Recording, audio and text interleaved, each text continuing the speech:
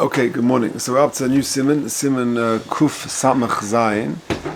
So we're now going through the Seder of B'tzias Hapas.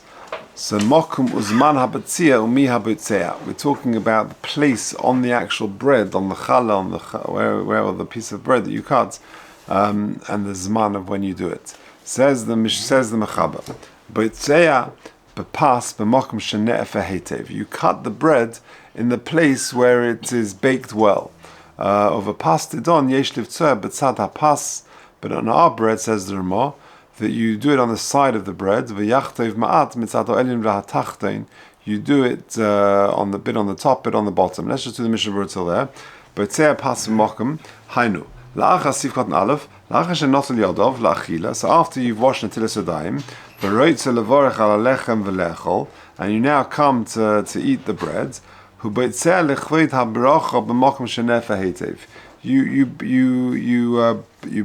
b'tzeh means to break the bread. So you break it, you tear it open or you cut it in a place, you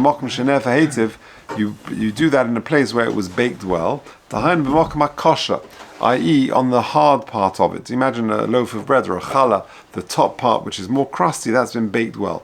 But not on the sort of the softer part which is lower down. Of a pastidon, sifkot base, I'm a behagrosh and mefagvek aloshen didon. What does that mean? Our bread. Duadin b'tanur shelohen, because the same is true in their ovens. Shemadbikin hapas b'tzad hatanur, gamkein din hachi, the same would apply. V'aim behalocha.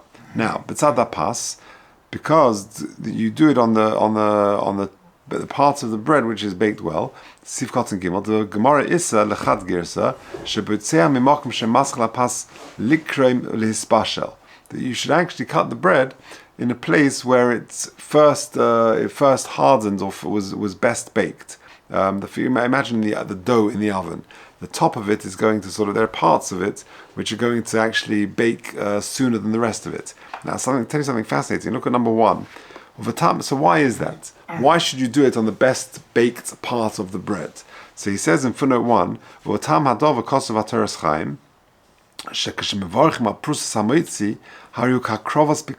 when you make a brach on the piece of bread, it's like bringing bikurim.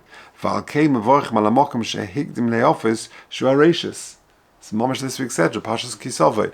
Yeah, that you bring the first of the fruit, not the best of the fruit. You bring the first of the fruit. So therefore, since eating the bread of your suda, it's as if you're being makriv bikurim, and therefore, just like bikurim is rachis, so too your makriv, you sort of break the first part of the bread which was baked. Okay, v'yesh poiskim. I'm just carrying on the Mishnah Berurah Sivkot and Gimel.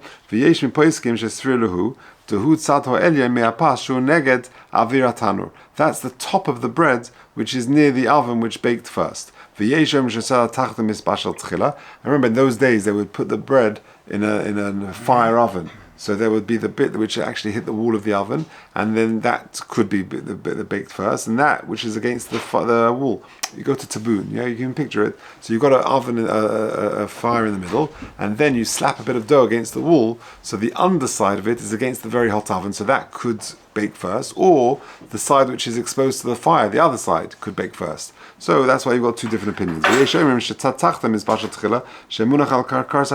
that's against the floor of the oven, which is going to get very hot. Therefore,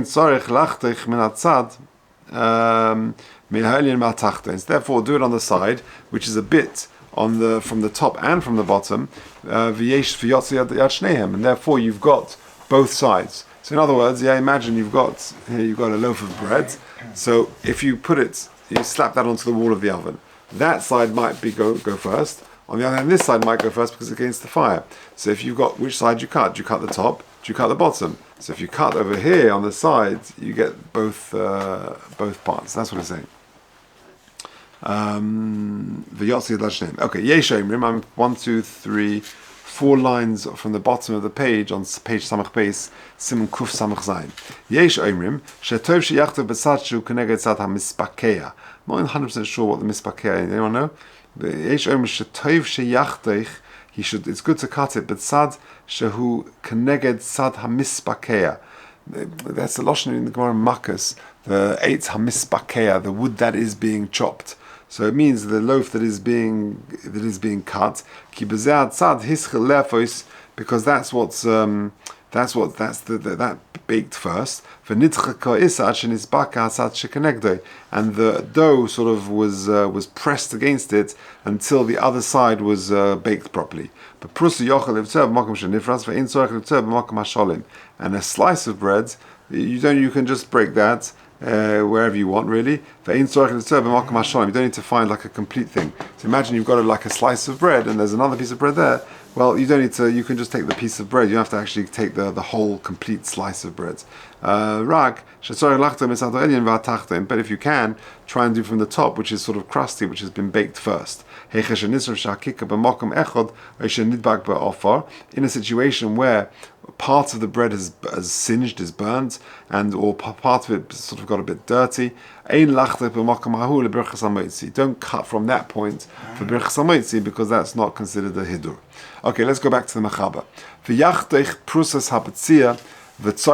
You then cut a piece of the bread. Cut a little bit, because you want to make sure that it's still shalom, that you can take it with it. Imagine you make a little cut, and then you take this small piece. If the whole challah is going to sort of disconnect, so then it's not considered shalom anymore. It's not. You got to be able to make a small enough cut that it's still shalom, that I can pick up the small piece and the whole thing will come with me. That's what it means. The rest of the loaf will come with me. Because otherwise it's considered as if you cut off a small piece of bread. It's not shalom, it's not a whole loaf of bread. In other words, you've washed until it's time, you've dried your hands. You then go and cut the bread, you make a little incision, then you make the bracha, and then you eat it. You make the bracha, you separate it, but you conclude the bracha whilst the bread is still shalem. Don't cut too small a piece, because that looks stingy. And not too big, because it looks like you're greedy. Hin Hagos, says the Ramah, on Shabbos, hold off from cutting the bread until after the bracha, because on Shabbos there's of course the requirement to have lechem mishnah. So if you make a big incision and you've cut the bread before you've made the bracha, then you're not making a bracha on lechem mishnah on kikaras, which is shlemus. No, if you did it like you did it during the week and you cut the bread and you forgot, ein mazik, it doesn't make it. It's not the end of the world. Venira, the hodlo yivtza yosem kabetza. When we say that you shouldn't cut off a piece of bread which is more than a kibetza, hainu dafka b'chol va'eichel levada. When you're sitting at home and you're eating on your own during the week, avol b'Shabbos, if it's Shabbos or if you're eating with a lot of people, and there's a larger gathering, Shabbos or wherever it may be, then you should give everyone a kol echod kazayis. And we'll see later on, you should give everyone generously. Interestingly, by the way, who should be the one to make hamotzi? The halacha is, it's the balabayas, not a guest. Sometimes, you mechabed the guest to bench. Why aren't you mechabed him to make hamotzi? Yeah, make hamotzi, sometimes they are, sometimes it'll be, but really the halacha is the balabayas. Why? The answer is because he'll cut a generous piece of bread. We want people to eat nicely and be comfortable and to have a gezunta piece of challah. Right? So that's really the reason. Okay.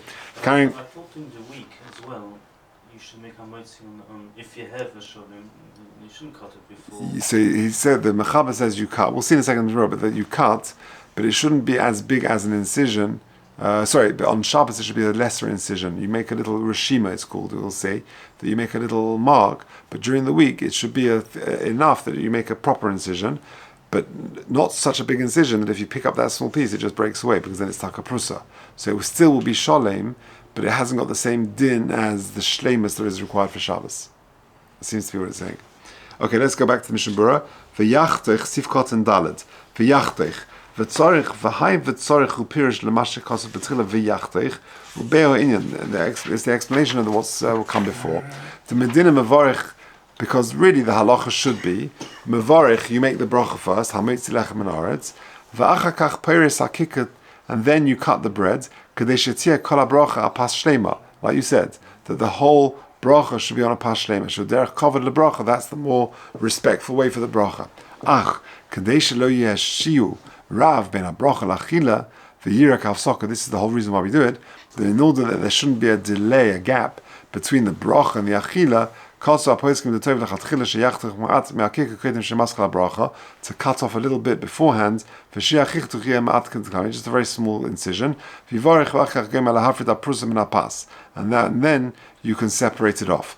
Yeah, just by the way, people make a mistake sometimes. I mentioned this once before, I think, that you have a challah, and then someone, you make a little reshima, a little incision in the challah, and then you cover it again, this on Shabbos, and you make hamoitzi, and then the guy is looking for the reshima, he's looking for the thing. That's a big toss, because the whole point of doing the incision is so that you could go straight into the cutting, that you shouldn't delay. Where should I cut from? Here's a good place, here's not a good place. Just that way we'll get on with it. So there's no point looking for the reshima. If you can't find it, just cut, just get on with it. There shouldn't be a gap between the hamoitzi and the eating. Okay, ma'at, sifkot and hay.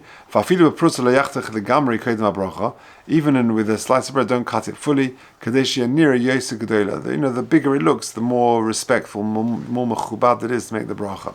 Sifkot and vav, shem lo kain, ratzolema shem yachtich kol kach ba'akika. If you cut so much of the bread, that if you pull the little piece, that it will just sort of break into two. It's considered a separate thing anyway. Even though if you take the larger part of the challah, that the small piece will come with you. That's not considered shalim. Okay, you cut a piece. Katana, a small hand, katana mikazais, a small piece, less than a kazais, v'ayim be'agra, uveli rabba, yosem mikabetza, hainu, don't cut too big a piece, hainu in parsa kadei lechel tekav mena gufa, aval ein ze bechlal mashe parsa chatich kadei lemiakika, v'achkach chaytich min oisa prusa gufa, chatich al amoitzi, the bezela mechsi kirav sanusa. That's not considered greedy, kamavura, soif simen, ze betaza ein sham, we'll get there.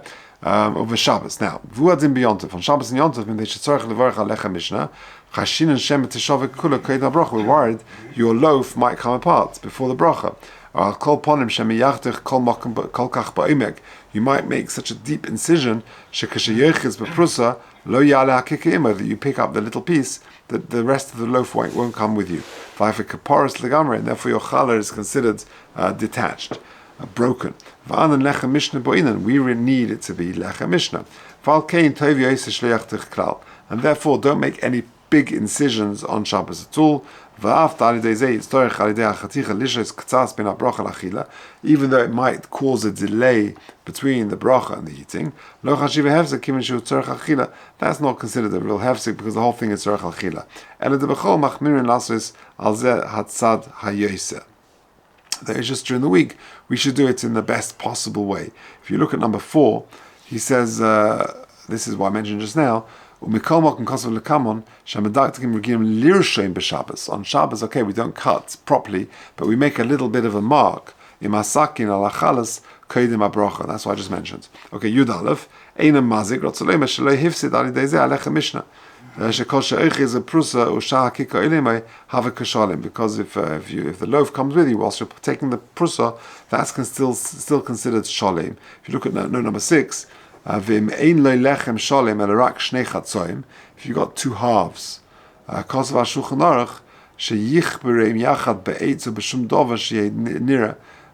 it looks like it's one,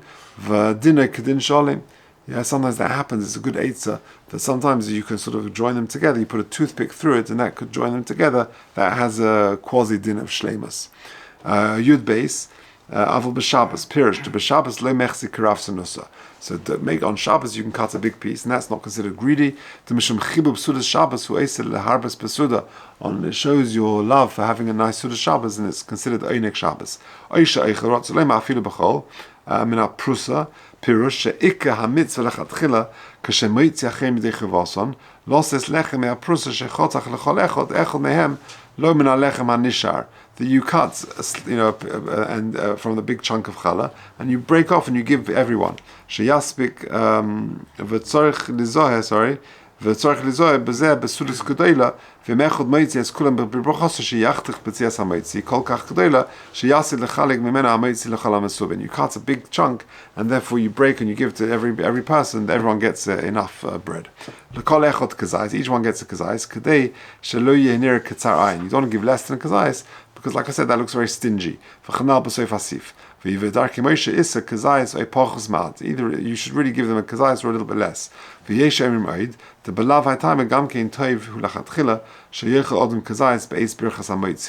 That ideally you should really eat a kazayis at the time of hamoitzi and not over the duration of the meal. You've got kadei achilas pras. You've got 3, 4, 9 minutes, whatever it is, to eat your kazayis, but at the time of hamoitzi, you should really eat a kazayis. When it comes to bread, it's not so big. Think of a small matchbox, right? It's a small piece. Imagine it's a quarter of the size of a regular size of bread, a quarter of a slice, not so much. And when it comes to challah, which is big, so you should try and eat a kazayis at the time of hamoitzi. Okay, let's just do base and gimel. Yevorech, sif base. Yevorech hamoitzi lechem min haaretz. You make the bracha. V'im rabim mesubim, if there are a lot of people there, yechavnu libam nishma bracha v'yanu amen. The person making hamoitzi is moitzi them. They just say amen, and then they eat the bread. They don't have to make their own bracha. V'hamavarech yechaven lo amen sha'imrim. The mavarech, the guy making hamoitzi, should have in mind that he's also saying amen, but he can't say it. But he's thinking that he's, to be mechaven for the amen that they are saying. Yitain revach, and the person should give a little bit of a pause, a gap, bein lechem or vein min. Yeah, hamoitzi lechem min, because it ends with a mem, and the next word starts with a mem, and many people will roll it together. Hamoitzi lechem min haaretz, without saying sort of the min as a separate word. So just make a little pause to make it very clear. It's hamoitzi lechem min haaretz. Says the Mishnah Berurah Sif Katan Tezayin, hamoitzi. The hey kodim hamem is not moitzi lechem, it's hamoitzi lechem. V'im birech moitzi yotza. If a guy said Baruch atah Hashem Elokeinu melech ha'olam moitzi lechem haaretz, but di'evet his yotza. V'im rabim mesubim rotzolema. Im mesubim rotzim lotes b'rechoso. That means it doesn't matter big or small, even if it's one other person. But that those people want to be yotza with his bracha. Yechavnu libam. They should have in mind to give him the rotzim lotes b'birchas chaveirei. You got to have in mind that you're listening and he's being wait to you. It's as if whatever he said that you're saying it. You're substantiating it. You're saying it's true. It's as if he then benched himself, made the brach himself. If for whatever reason he did not have it in mind or he did not say amen, then he's still yaitz to the bracha.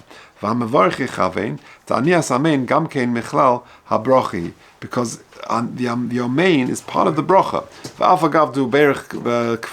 Even though he himself has made the bracha, it's more chashuv, it's by saying the amen at the end.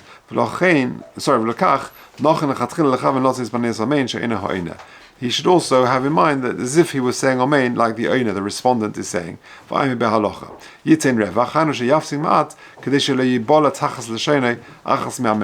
lose one of the mems.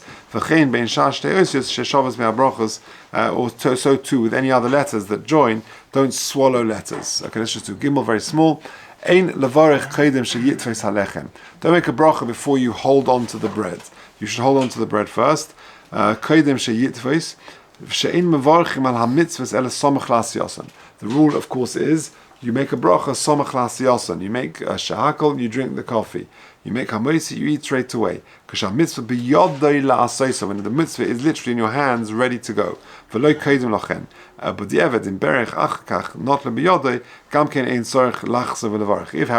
challah was on the table, and without holding it, you just say Baruch atah Hashem Elokeinu melech ha'olam, and then you hold it, but the eved your yaitza. Ein sham of a Mishnah Berurah. In fact, holding it with 2 hands means you're holding it with 10 fingers, and if I'm not mistaken, there are 10 letters. Baruch atah Hashem Elokeinu melech ha'olam hamoitzi lechem min haaretz. Yeah, there are 10 letters in the bracha, representing the 10 fingers that you're holding the challah with. Okay, we'll leave it there.